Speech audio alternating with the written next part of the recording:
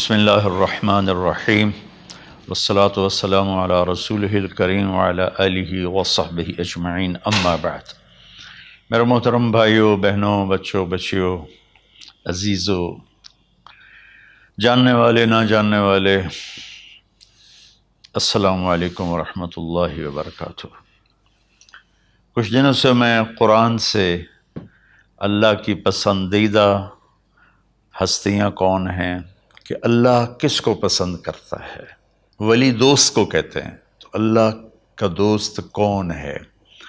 وہ یہ کوئی وراثتی چیز نہیں ہے کہ ایک بڑے اولیاء اللہ تھے تو اب ان کا بیٹا بھی انہی جیسا ہوگا۔ ہمارے یہاں وراثت چلتی ہے کہ بڑے بزرگ کا بیٹا بھی بزرگ بن جاتا ہے، چاہے وہ کلین شیو ہو، وہ لوگ اس کے پاؤں چوم رہے ہوتے ہیں، جہالت ہے۔ تو آج میں تھوڑا سا سورہ بنی اسرائیل ہے، اس میں بھی سارے اخلاق بیان ہوئے۔ میرے بھائی بہنوں، ایمان لانے کے بعد انسان بنتا ہے، اور اس کے بعد اس کی قیمت، اس کا بڑا پن، اس کی وجاہت، اس کی شرافت، وہ پیسوں سے نہیں ہوتی۔ پیسوں سے انسان مالدار تو ہو جاتا ہے، بڑا نہیں بنتا، بڑا نہیں بنتا۔ ہمارا علم غلط ہو گیا۔ بڑا بڑا بندہ جے بول دیا 3 ملین، یہ 200 مربع، یہ نوابہ فلانا ہے، نوابہ فلانا ہے۔ میرے بھائیو، یہ بالکل غلط علم ہے۔ بڑا وہ ہے جسے اللہ پسند کرے، بڑا وہ ہے جو میرے نبی کی زندگی کے پیچھے چلے، بڑا وہ ہے جس سے اللہ تعالیٰ راضی ہو جائے۔ باقی سب چھوٹے چھوٹے ہیں۔ تو آج ایک تیسری جگہ سے میں کچھ باتیں قرآن سے عرض کروں گا، جن کا تعلق ہمارے ایمان سے بھی ہے، اخلاق سے بھی ہے۔ وہ ہے بسم اللہ الرحمن الرحیم، وَقَضَىٰ رَبُّكَ أَلَّا تَعْبُدُوا إِلَّا إِيَّاهُ بِالْوَالِدَيْنِ إِحْسَانًا إِمَّا يَبْلُغَنَّ عِندَكَ الْكِبَرَ أَحَدُهُمَا أَوْ كِلَاهُمَا فَلَا تَقُل لَّهُمَا أُفٍّ وَلَا تَنْهَرْهُمَا وَقُل لَّهُمَا قَوْلًا كَرِيمًا وَاخْفِضْ لَهُمَا جَنَاحَ الذُّلِّ مِنَ الرَّحْمَةِ وَقُل رَّبِّ ارْحَمْهُمَا كَمَا رَبَّيَانِي صَغِيرًا۔ یہ بہت بڑا مضمون ہے۔ اللہ نے قرآن بھر دیا والدین کے خدمت کے لیے، والدین کی اطاعت کے لیے، والدین کی ماننے کے لیے۔ پہلا جملہ ہے اور تیرے رب نے فیصلہ کیا، ایک مطلب۔ دوسرا، اور تیرے رب نے حکم کیا کہ بندگی صرف اللہ کی ہے، بندگی صرف اللہ کی ہے۔ عبد اسے کہتے ہیں جو ہر بات پہ سر جھکا دے، عبد اسے کہتے ہیں جو ہر بات پہ بچھ جائے، اس کو عبد کہتے ہیں۔ تو اللہ کہہ رہا ہے میرے بندو، میرا ایک فیصلہ ہے اور میرا ایک حکم ہے، میرے سوا نہ تمہارا ہاتھ کسی کے آگے پھیلے، نہ تمہاری گردن کسی کے آگے جھکے۔ ایک دوسرے سے مدد لینا، اس کو ایک دوسرے کی تعاونوں میں آ جاتا، تعاونوا علی البر والتقوی، ایک دوسرے کا ساتھ دو، ایک دوسرے کی مدد کرو۔ میرے نبی قرضہ اٹھاتے تھے۔ میرے نبی جب انتقال ہوا تو آپ کی زرہ 9 وسق پر، وسق 5 من کا ہوتا ہے، تو وہ جو کے بدلے آپ نے زرہ رکھوائی تھی کہ جب میں تمہیں ادا کروں گا زرہ لے لوں گا، اور آپ کا انتقال ہو گیا، آپ زرہ اپنی واپس نہیں لے سکے۔ وہ چیزیں جن کا تعلق صرف اللہ کی ذات سے ہے اور کوئی نہیں کر سکتا، اس میں صرف اللہ کے آگے ہاتھ پھیلا، جیسے ہم کہتے ہیں مدد، نصرت۔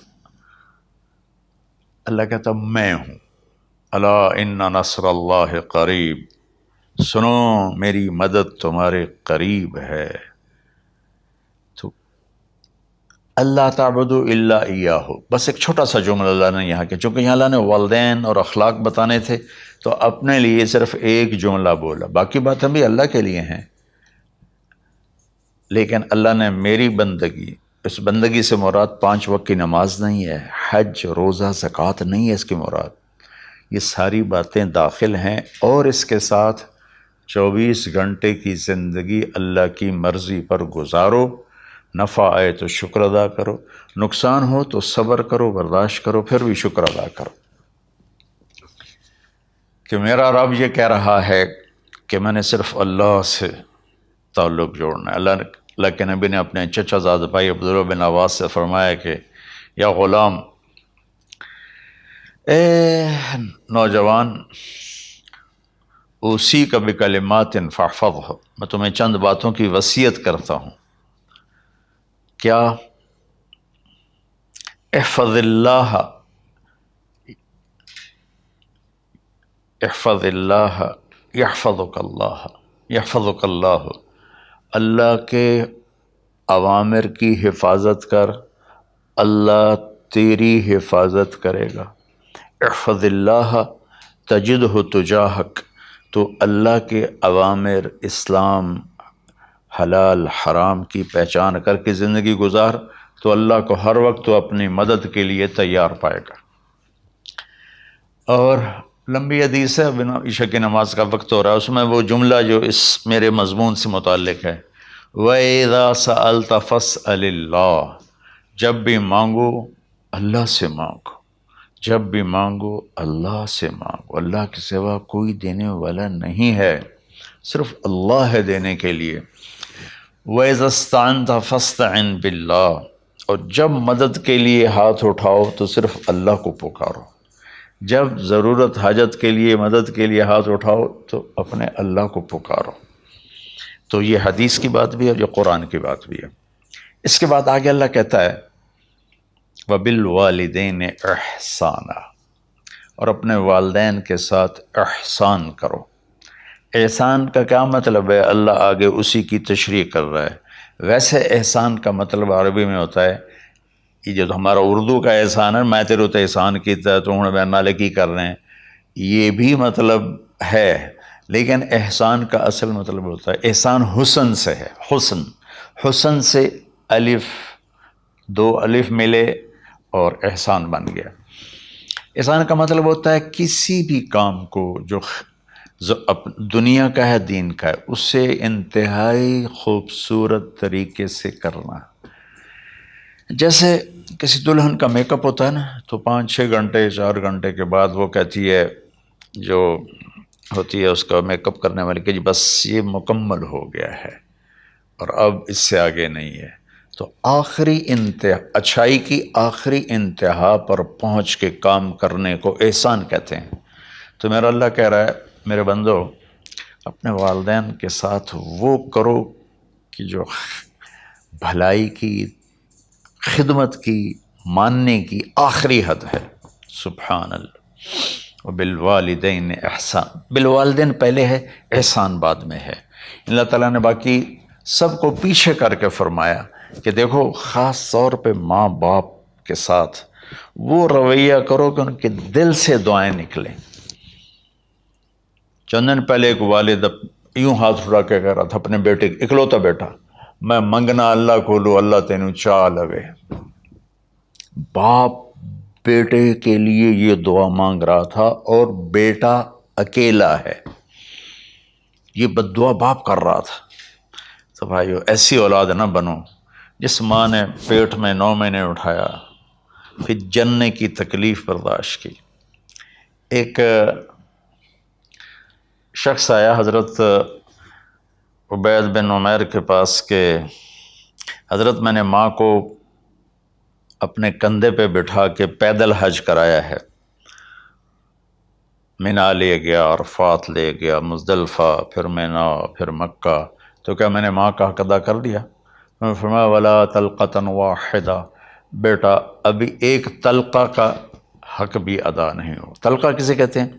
جب بچہ پیدا ہونے کا وقت آتا ہے تو ماں کو دردوں کی لہریں اٹھتی ہیں، وہ اتنی خوفناک ہوتی ہیں کہ ماں چیخ چیخ کے رہ جاتی ہے، اور بعض اوقات ڈلیوری لیٹ ہو جاتی ہے تو وہ تڑپتی ہے، روتی ہے۔ وہ جو لہریں ہیں نا پیٹ میں آتی ہیں جاتی ہیں، آتی ہیں جاتی ہیں، ایک لہر جو درد کی اٹھتی ہے اس کو کہتے ہیں طلقہ۔ میں قربان جاؤں، انہوں نے فرمایا بیٹا ابھی تیری ماں نے جو تجھے جنا تھا اس وقت جو تجھے درد، تیری ماں نے درد کی لہریں برداشت کی تھیں، اس میں سے ایک لہر کا بھی حق ادا نہیں ہوا، یعنی کہ حق ادا ہو ہی نہیں سکتا۔ یہ مطلب کہ حق ادا ہو ہی نہیں سکتا، کہ بیٹا ابھی ایک کا بھی نہیں۔ پھر حضرت عبداللہ بن عمر سے ایک شخص نے پوچھا کہ اچھا یہ جو آدمی تھا یہ خراسان، یہ ایران میں ہے اور افغانستان میں، یہاں سے ماں کو پیدل کندھے پہ بٹھا کے مکے پہنچا تھا، اندازہ لگا اس نے کتنی مشقت اٹھائی۔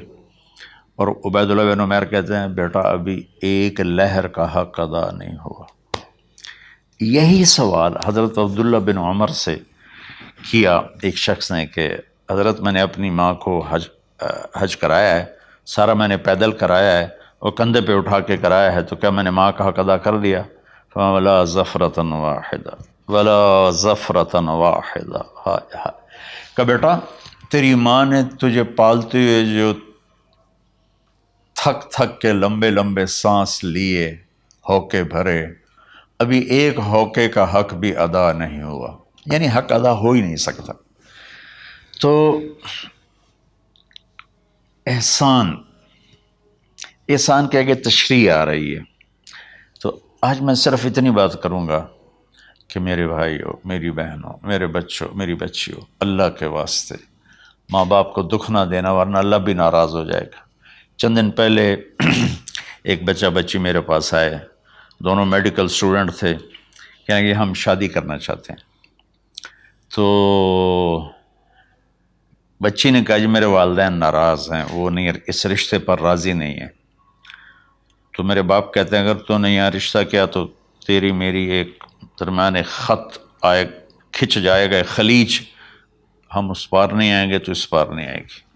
میں نے کہا بیٹی جس ماں نے تجھے 9 مہینے پیٹ میں پالا، 2 سال تجھے دودھ پلایا، تیری پوٹیاں پیشاب صاف کیا، تجھے پیمپر باندھے، تجھے اٹھ اٹھ کے راتوں کو اپنی چھاتی سے دودھ پلایا، کیا اب اس کا اتنا بھی حق نہیں کہ تم اس کی رائے کا احترام کرو؟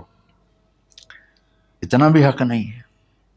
تو میں نے کہا بیٹا میری کوئی رائے نہیں ہے، تو اب اگر تیرے ماں باپ راضی ہیں تو بسم اللہ ضرور کر، اگر راضی نہیں ہیں تو دیکھو موت تک تجھے ماں باپ کی دعا نہیں ملے گی، اور ماں باپ کی دعا نہ ملی تو کچھ بھی نہیں ملے گا۔ تو بھائیو دوستو، خاص طور پر آج کے کالج کے نوجوان بچے بچیاں یہ ماں باپ کے ساتھ بہت بدتمیزی کرتے ہیں، چونکہ اس میں والدین کا پہلا قصور ہے کہ انہوں نے ان کو دین نہیں سکھایا۔ بچپن میں انگلش میڈیم سکول، پھر او لیول، پھر اے لیول، تو انہیں کیا پتہ ماں کون ہے باپ کون ہے۔ ایک پرانی بات ہے، ایک شخص اپنے بیٹے کو لے کر آیا کہ یہ میرا بچہ ہے اور یہ فلاں جگہ شادی کرنا چاہتا ہے اور ہم میں سے کسی کی رائے نہیں ہے اور یہ مانتا نہیں ہے، اور اس کے ساتھ اس نے دھاڑے مار کے رونا شروع کیا۔ تو میں نے بچے کو دیکھا تو یوں کر کے بیٹھا تھا، اس کا باپ رو رہا ہے، ہچ کیوں تو ایسے بیٹھا ہو۔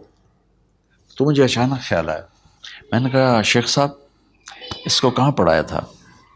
کہا جی امریکن اسکول۔ اس کے بعد آسٹریلیا بھیجا تھا مزید تعلیم کے لیے۔ ان کے شیخ صاحب اس بچے کا کوئی قصور نہیں، آپ کا قصور ہے، اس کو تو پتہ ہی نہیں میری ماں کیا ہے میرا باپ کیا ہے۔ ایک ہماری تہذیب تھی وہ ختم ہو گئی ہے، اس میں علم نہیں بھی تھا تو ماں باپ کا۔ میں نے اپنی آنکھوں سے دیکھا، میں نے اپنے دادا کو دیکھا لیکن میں یاد نہیں، لیکن جو میرے دادا کے چھوٹے بھائی تھے ان کو میں سنبھلتا ہوں، ان کو میں نے دیکھا ہے، 3ری 4تھی جماعت تک میں تھا، 61 میں ان کا انتقال ہوا، میری 9 سال عمر تھی۔ تو 8 سال ان کے بیٹے جوان تھے، اور ڈیرے میں جب وہ بیٹھتے تھے تو ان کے بچے ان کے سامنے نہیں بیٹھتے تھے، ان کی پیٹھ کے پیچھے بیٹھتے تھے۔ اتنا ادب تھا، حالانکہ چاروں کے چاروں دین نہیں جانتے تھے، تہذیب تھی، ثقافت تھی، جو آج کی تہذیب نے ہم سے سب کچھ چھین لیا۔ اب بھی آپ جاؤ بیٹا تھر پارکر میں گیا ہوں 2-3 دفعہ، اور وہاں مسلمان نہیں، ہندو عورتیں جب گاڑی گزرتی ہے تو گھونگھٹ کو نیچے کر لیتی ہیں، اپنا چہرے کو فوراً چھپا لیتی ہیں۔ تو خیر بہرحال میں نے کہا شیخ صاحب اس بچے کا قصور نہیں، آپ کا قصور ہے، تو میرے بچوں اپنے ماں باپ کو خوش کرو، راضی کرو۔ ان کا راضی ہونا اللہ کی رضا ہے۔ میں اس کی تفصیل انشاءاللہ آگے بتاؤں گا، آج میں صرف اتنا ہی میں نے تمہید باندھی ہے کہ ماں باپ کا کیا مقام ہے، ان کی کیا عزت ہے۔ ایک شخص آیا، یا رسول اللہ میرا باپ میرے پوچھے بغیر میرا مال خرچ کر لیتا ہے۔ آپ نے کہا بلاؤ، چونکہ بچے کا ذاتی مال اگر ہو تو شرع کے لحاظ سے باپ پوچھ کے استعمال کرے، بغیر پوچھے استعمال نہ کرے۔ جب اسے پتہ چلا کہ میرے بیٹے نے شکایت کی ہے، تو عرب کی شاعری تو مشہور تھی، انہیں دل دل میں کچھ اشعار پڑھے۔ جو آیا تو جبریل پہلے آ گئے، یا رسول اللہ اللہ تعالیٰ کہہ رہے ہیں آپ اس سے پوچھیں وہ شعر بتاؤ جو تیرے کانوں نے تو نہیں سنے، تیرے دل میں آئے تھے اور اللہ نے سن لیے۔ تو اللہ کے نبی نے فرمایا بھائی تیرا انشاءاللہ کیس سنتے ہیں، لیکن پہلے وہ شعر سناؤ جو تم نے تو نہیں کہے زبان سے پر اللہ نے سن لیے ہیں۔ تو پھر اس نے وہ اشعار پڑھے، اور اس کے آگے کیا ہوا یہ میں انشاءاللہ اگلے کلپ میں بتاؤں گا کہ باپ کا کیا مقام ہے، ماں کا کیا مقام ہے۔ السلام علیکم ورحمۃ اللہ۔